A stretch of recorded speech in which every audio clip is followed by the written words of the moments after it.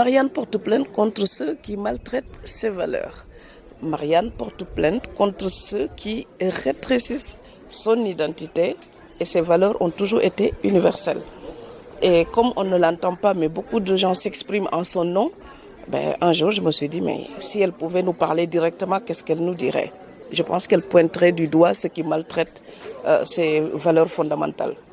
Alors, Liberté, égalité, fraternité, évidemment. beaucoup de gens s'attribuent Marianne. En quoi certains sont moins légitimes que d'autres? Les moins généreux sont moins légitimes.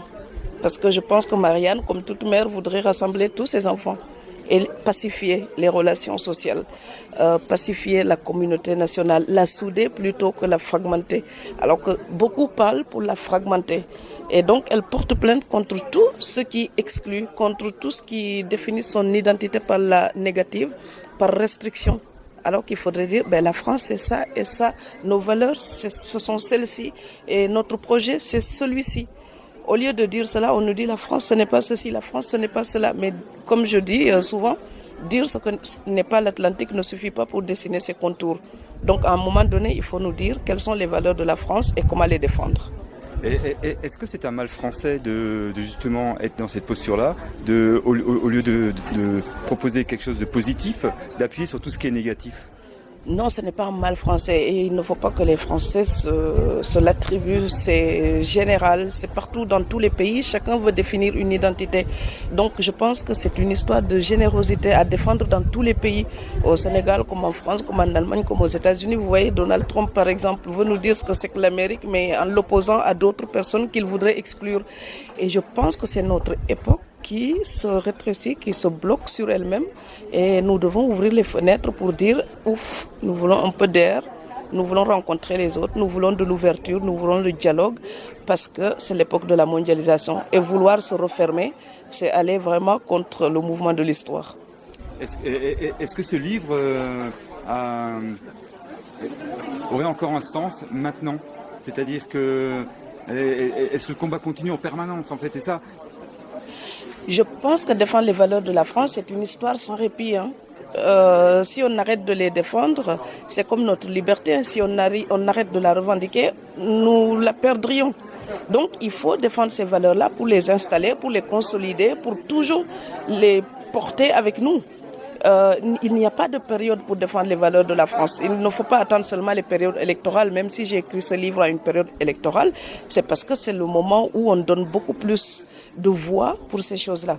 Mais je pense que même après la campagne électorale, nous devons continuer justement dans cette idée de défendre l'unité nationale, dans cette idée de défendre l'ouverture culturelle et le dialogue social. Alors ça, ce sont beaucoup de discours que peuvent tenir les politiques, puisque c'est de la politique générale. Mais comment nous, au quotidien, on peut défendre comme ça des petits morceaux? Avant de critiquer le café turc, il faut en boire. Comme ça, vous saurez c'est quoi le goût. Avant de critiquer le tchéboudienne sénégalais, mais mettez-vous à table avec des Sénégalais, mangez ensemble. Vous verrez, vous pouvez aussi apprécier. Moi, j'ai dû découvrir la choucroute, je ne connaissais pas. Donc, et ce qui est valable pour nos papilles, c'est valable aussi pour nos neurones. Donc, si vous découvrez la culture de l'autre, cette personne-là cesse d'être étrange pour vous. Donc, vous pouvez apprécier une culture parce que vous la découvrez. Donc, vous verrez ses beautés cachées. Rien n'est acquis, rien n'est superficiel. Il faut aller au-delà des apparences pour découvrir les valeurs fondamentales d'une culture, d'un pays, de toute autre nation. C'est pas que la France. Donc oui, les autochtones doivent s'ouvrir pour accueillir, mais les accueillis, les personnes qui viennent d'arriver doivent aussi faire un effort de curiosité et s'adapter, avoir la curiosité de l'autre. Et donc c'est une marche où chacun doit faire un pas vers l'autre.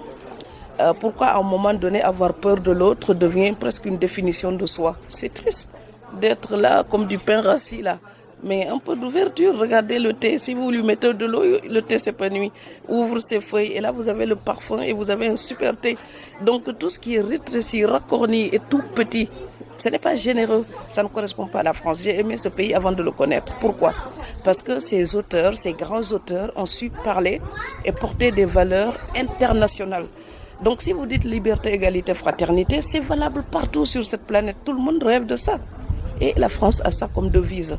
Comment les enfants de ce pays, le pays des droits de l'homme, comment les enfants d'un tel pays peuvent imaginer, garder les valeurs de ce pays et rien que pour eux. C'est de la bêtise parce que le monde entier se reconnaît dans les valeurs de ce pays. Et moi, je suis très fière de me dire, je suis franco-sénégalaise. Ça veut dire, je ne suis pas seulement sénégalaise, je suis plus que ça. Et je ne suis pas seulement française, je suis plus que ça parce que je suis franco-sénégalaise. Donc tout ça m'appartient.